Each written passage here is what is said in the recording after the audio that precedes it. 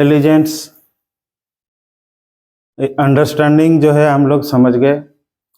उसके बाद आता है आर्टिफिशियल, आर्टिफिशियल। इसमें देखिए ये दो वर्ड है। ये आर्ट जो है एक वर्ड है जिसका मतलब है कोई भी चीज को तरीके से अरेंज करना, यानी कि इस सृष्टि में हर चीज जो भी हम लोग नेकेड आई में देख सकते हैं, इस फिजिकल वर्ल्ड में, मंडेन वर्ल्ड में, सारे ऑब्जेक्ट जो है सृष्टि का एक एक चीज है, सृष्टि का एक एक ऑब्जेक्ट है। और ये सारे ऑब्जेक्ट जो है एक दूसरे से संबंधित है, एक रिलेशन में रहता है। क्यों? क्योंकि ये सारे ऑब्जेक्ट अनंत ब्रह्म से सृष्टि हुआ है। जब अनंत ब्रह्म से सारे चीज सृष्टि हुआ है तो ये सारे चीज एक दूसरे से रिलेशन में रहता है।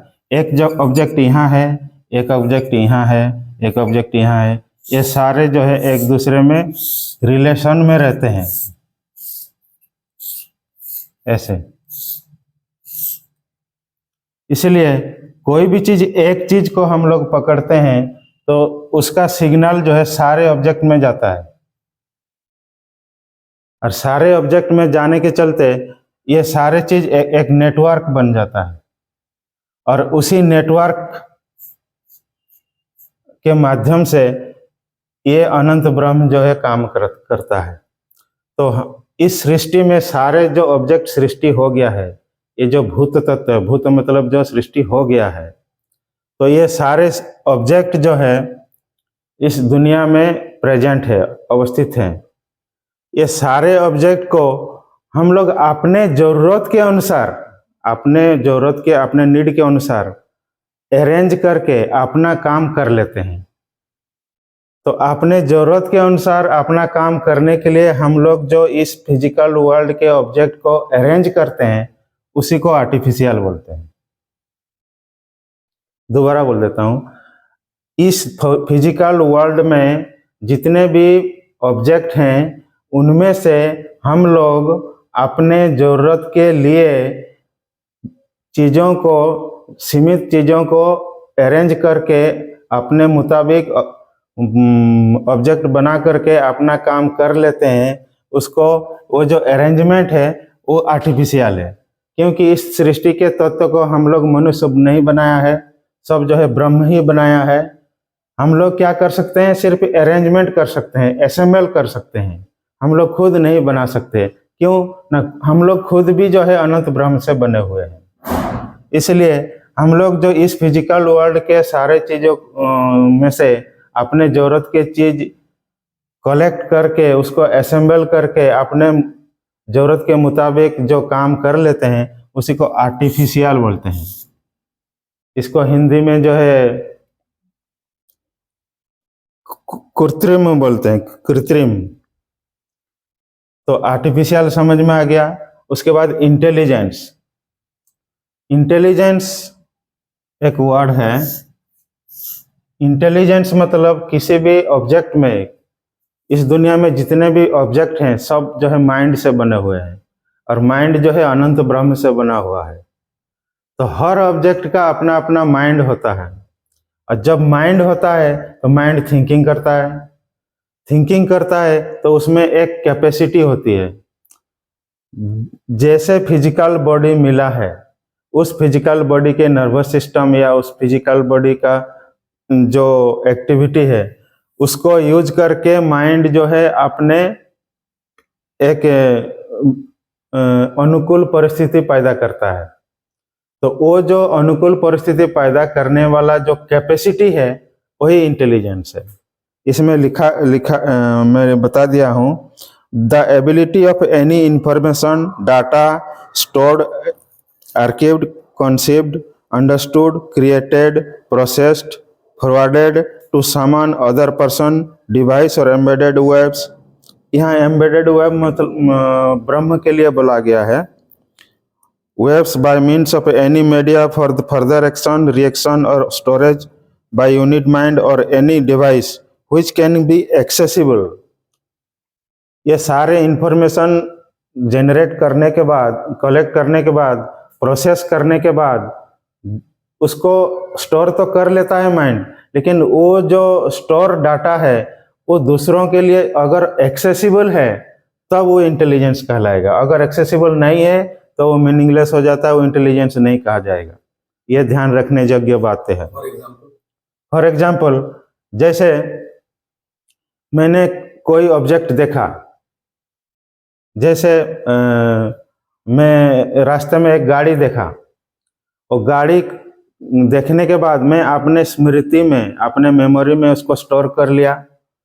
स्टोर करने के बाद मेरा जो है किसी कारणवश मेरा एक्सीडेंट हो गया, और वो माइंड जो है स्टोर माइंड में तो है, लेकिन उसको एक्सप्रेस करने के लिए उसका मान लीजिए ब्रेन हेमरेज हो गया, तो वो ब्रेन के माध्यम से प्रोसेस करके, माइंड में प्रोसेस करके उसको दोबारा एक्सप्रेस करने के लिए वो दूसरे को वो डाटा दे नहीं पा रहा है। वो गाड़ी का मॉडल क्या था, गाड़ी का नंबर क्या था, वो बता नहीं पा रहा है, तो उसको हम जो है इंटेलिजेंस नहीं बोल सकते हैं।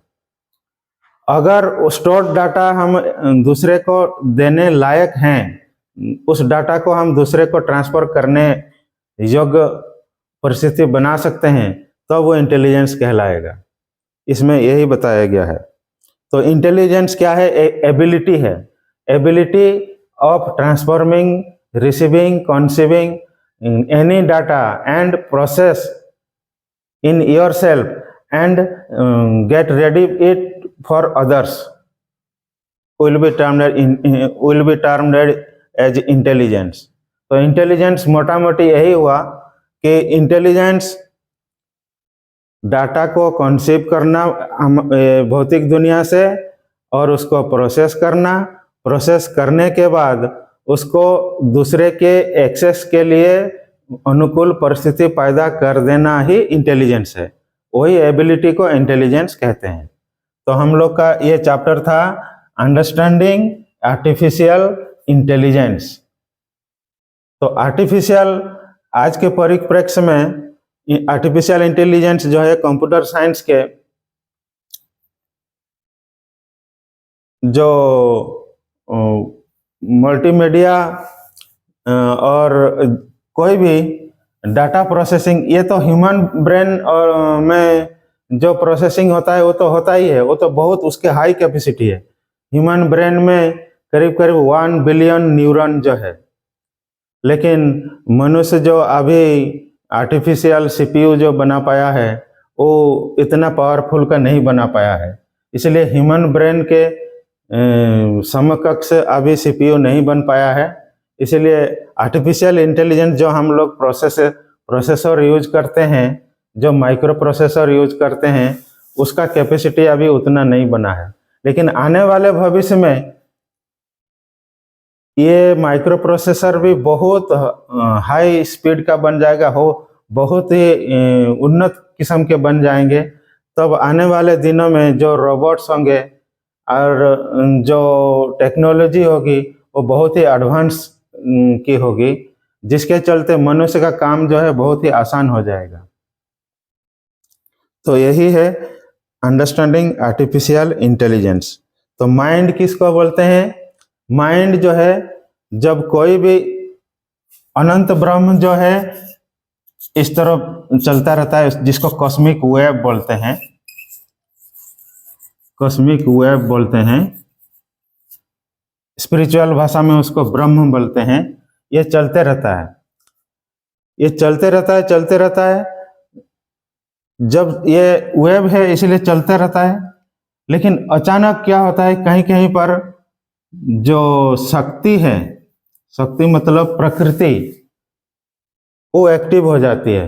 एक्टिव होने के बाद वहां पे क्या होता है, सत्व, रज और तम, स्टैटिक, म्यूटेटिव, ये सारे फोर्स जो है एक्टिव हो जाने के चलते वहां, जैसे नदी में पानी चल रही है, अचानक कहीं कहीं भंवर होने लगता है, उसी तरह अचानक जो है यहाँ भ्रमर होने लगता है। तो क्या होता है, इसमें जो है सृष्टि शुरुआत हो जाती है, फिजिकल वर्ल्ड की शुरुआत हो जाती है। फिजिकल वर्ल्ड की शुरुआत होने ऐसे जब होगा, कोई भी चीज ऐसे भ्रमर जैसे घूमेगा तो उसका एनर्जी जो है, फोटॉन्स जो है एक केंद्र में केंद्रित होंगे, तो वो हो जाएगा न्यूक्लियस। इसको आध्यात्मिक भाषा में पुरुषोत्तम बोलते हैं।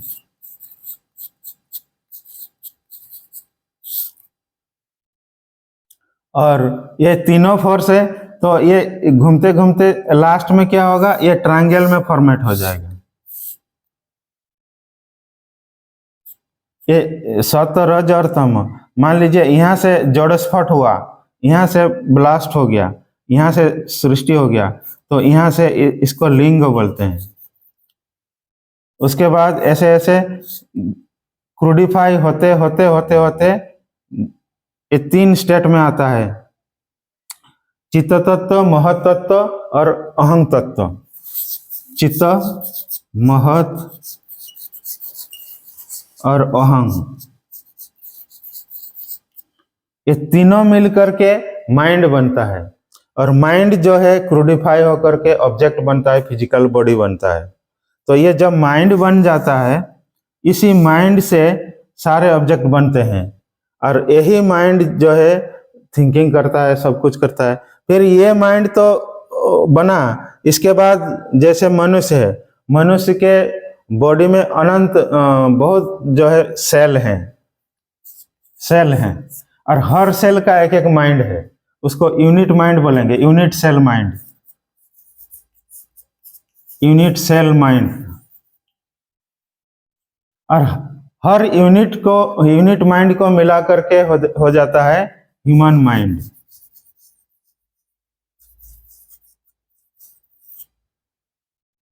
Collection of unit cell mind मिला करके ह्यूमन माइंड। तो ये ह्यूमन माइंड हर सेल में जो एक्टिविटी होता है, कलेक्शन ऑफ ऑल सेल में भी वही एक्टिविटी होता है। इसीलिए हम लोग जो है कभी कोई संगीत सुनते हैं, तो एक सेल जब एक्टिवेट हो जाता है, तो सारे सेल जब एक्टिवेट हो जाते हैं तो पूरा बॉडी हिलने लगता है, आदमी झूमने लगता है, क्योंकि हर सेल के जो बाउंड्री लाइन है, जो सेल वॉल है, जो प्लाज्मा लेमा है, वो धीरे धीरे वाइब्रेट होता है, और जब वाइब्रेट होता है तो पूरा बॉडी हिलने लगता है, तो मनुष्य जो है झूमने लगता है। तो इसी तरह माइंड जो है काम करने लगता है, और ये जो काम जो करता है वो पहले प्रोसेसिंग करता है, वही प्रोसेसिंग होने के बाद वो जो है एक्टिविटी करवाता है बॉडी से।